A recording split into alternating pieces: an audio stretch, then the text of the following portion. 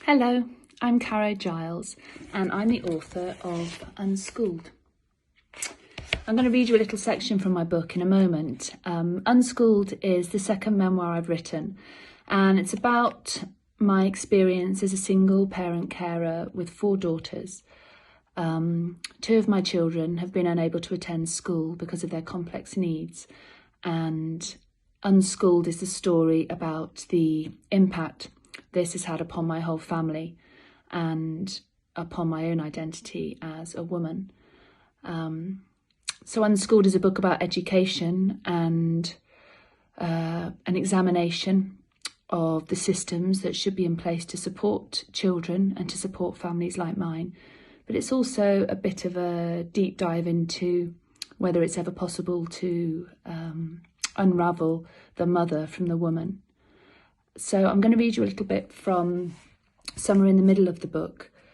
Unschooled is also a love story. In this book, I write about falling in love for the first time after a very long time of being on my own, and the push-pull I feel between spending time with the man I'm in love with and leaving my children, whose needs are very high and who I have very rarely spent time away from. Monday morning, the start of a new week. I see weeks like blocks in my mind, each day a different shade of a colour I can't name. Sometimes my kids talk very vividly about the way they connect colours to feelings and to words. I read that this is called synesthesia, the way the brain sends sensory information, causing us to experience more than one sense simultaneously. I usually cling to words, but behind my eyes, life stretches out as a spectrum, climbing forwards into the future like a railway as the past fades away. Perhaps I'm starting to understand a little more how hard transitions can be for my children. My weekend ended abruptly yesterday evening as I waved goodbye to Joe at the northernmost station in England and he headed back across the border. I drove home after I'd dropped him off and played songs that made me feel like it was okay to be sad.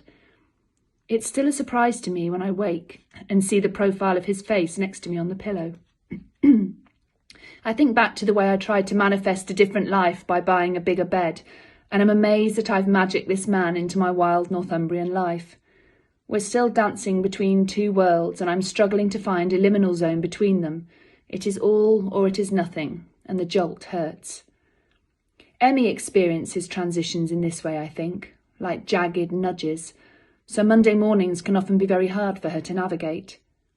I've been up since very early, waking to a freezing world pushing against the sun. Gradually light crawls through the shutters of my bedroom, and I potter around helping Ada get ready for school.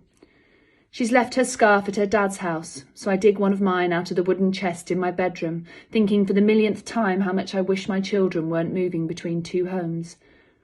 We leave the house to find the windscreen of the car has frozen over, so sit for a moment waiting for air from the vents to melt the ice. A waning moon hangs above the newsagents, casting a light on the telegraph wires between the rooftops. Over to the east, where the North Sea is licking the sand, the sky is a milky orange. As I say goodbye to Ada and tell her I love her, I want to keep driving and hold my face to the glow, but I circle the roundabout, ignore the road sign to Scotland, and head home to write before the other girls wake up. I actually love these shrouded days.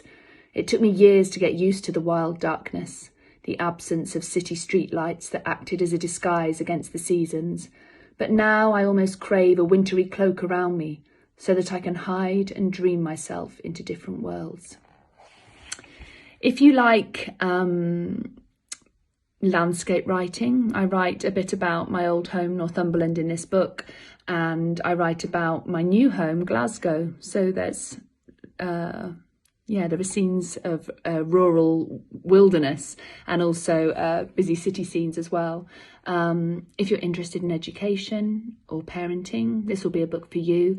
If you're interested in the female identity, if you're interested in the politics of how our social systems work, this will be a book for you.